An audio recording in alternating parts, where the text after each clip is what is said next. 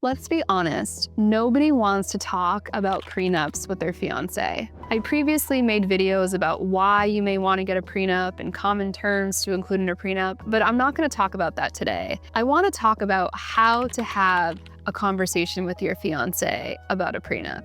The truth is that this is a pretty heavy and awkward conversation, and so you kind of have to acknowledge that right off the bat. Once you can get past that the conversation is likely, at least initially, going to be awkward, there are steps that you can take to try to minimize the hostility that may come with a conversation like this. And so, number one, pick the right time to have this conversation. Obviously, minutes before you're going to your best friend's birthday dinner is not the right time. It should be a time when you know that you have an extended period of time, likely at home, with your significant other. Second, have this conversation as early as possible. As you get closer to the wedding, stress starts building up with everything going on surrounding the wedding, and so you don't want an already stressed person to have to talk about a somewhat stressful topic.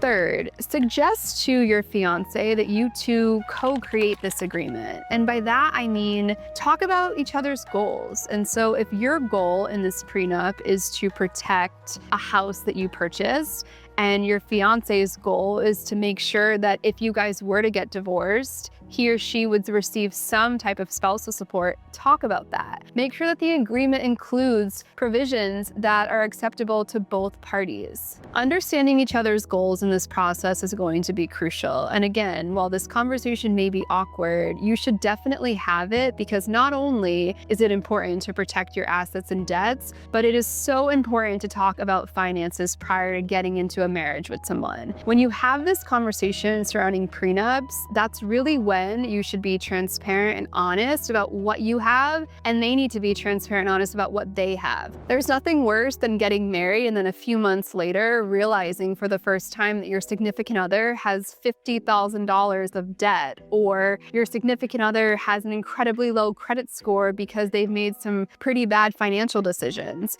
When you have this conversation surrounding a prenup, it really should allow both sides to come to the table and talk about what is one of the most important things in a marriage, which is what are the finances and how can we have this open conversation now and continue having open conversations throughout our entire marriage.